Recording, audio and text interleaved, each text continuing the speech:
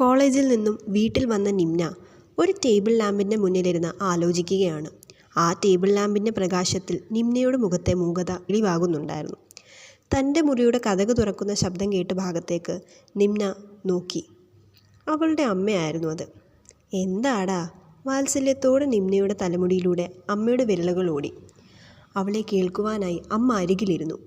അത് പിന്നെ നിമ്ന ഒന്ന് പതറി.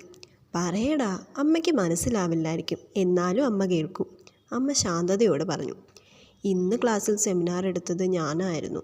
പക്ഷേ എന്നേക്കാൾ നന്നായി എടുത്തത് വീണയായിരുന്നു.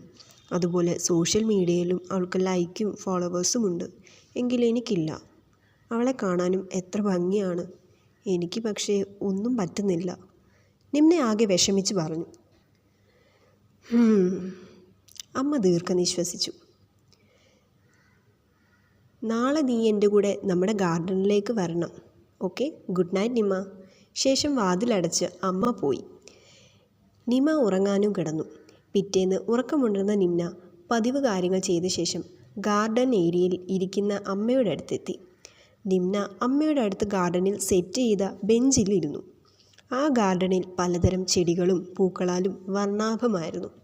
കിളികളുടെ ഗാനവും ഉറുമ്പുകളുടെ സഞ്ചാരവും ശലഭങ്ങളുടെ കളികളും ഒക്കെ കൊണ്ട് ശാന്തമായ സ്ഥലം. രാവിലെ എല്ലാവരും പോയി കഴിഞ്ഞാൽ ഞാനിവിടെ വന്നിരിക്കും. ഇവരെയൊക്കെ നോക്കും, സംസാരിക്കും, വളവും വെള്ളവും കൊടുക്കും, നിരീക്ഷിക്കും. അങ്ങനെ ഇതും എൻ്റെ ജീവിതത്തിൻ്റെ ഭാഗമാണ്. നിമ്ന ശ്രദ്ധയോടെ അമ്മ പറയുന്നത് കേട്ടു. മോളെ, ഈ വെള്ള മന്ദാരം കണ്ടോ? ദേ ആ റോസാപ്പൂക്കൾ കണ്ടോ? രണ്ടും രണ്ട് തരമാണ് അല്ലേ? രണ്ടും പക്ഷെ എത്ര ഭംഗിയാണ്. അവയുടെ ഭംഗി നാം തിരിച്ചറിയുന്നത് അത് വ്യത്യസ്തരായതുകൊണ്ടാണ്. അമ്മ പുഞ്ചിരിച്ചു. ശേഷം എഴുന്നേറ്റ് പോയി. നിമ്ന ആ വാക്കുകൾ ആലോചിച്ച് അവിടെ ഇരുന്നു. അമ്മ പറഞ്ഞതിൻ്റെ പൊരുളും വ്യക്തമായി. എല്ലാവരും വ്യത്യസ്തരാണ്. ജീവിതവും കാഴ്ചപ്പാടും കഴിവുകൾ ഒക്കെ വ്യത്യസ്തമാണ്. നമ്മൾ ആരാണെന്ന് തിരിച്ചറിഞ്ഞ് നമ്മളാൽ കഴിയുന്ന വിധത്തിൽ ശോഭിക്കുക. ഇതിനുശേഷം നിമ്ന ഒരിക്കലും അവളെ മറ്റാരുമായി താരതമ്യം ചെയ്യാതെ അവളുടെ ഉള്ളിലെ ആത്മവിശ്വാസത്തോടെയും ധൈര്യത്തോടെയും അവൾ ജീവിതം വീണ്ടും തുടങ്ങി. ലൈഫ് ലെസൺസ് ത്രൂ സ്റ്റോറീസ് എന്ന ഈ സീരീസ് എപ്പിസോഡുകളായിട്ട് ഞാൻ പല സ്റ്റോറീസ് ഞാൻ ഇടുന്നുണ്ട്. അപ്പോൾ എല്ലാവർക്കും ഈ സ്റ്റോറീസൊക്കെ ഇഷ്ടപ്പെടുന്നുണ്ടെന്ന് ഞാൻ വിശ്വസിക്കുന്നു. അഭിപ്രായങ്ങളും വിമർശനങ്ങളും നിർദ്ദേശങ്ങളും ഒക്കെ കമൻറ്റ് സെക്ഷനിൽ അറിയിക്കാം കേട്ടോ.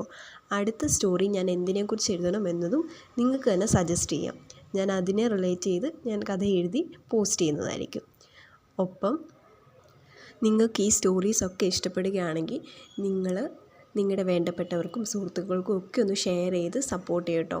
ഇഷ്ടമാവുന്നുണ്ടെങ്കിൽ സബ്സ്ക്രൈബ് ചെയ്യുവാണെങ്കിൽ നിങ്ങൾക്ക് അപ്പോൾ ഉള്ള നോട്ടിഫിക്കേഷൻ കിട്ടുന്നതായിരിക്കും. Okay, so much for watching and thanks for your support. Keep smile at least 3 times per day. See you on next video. Till then, bye.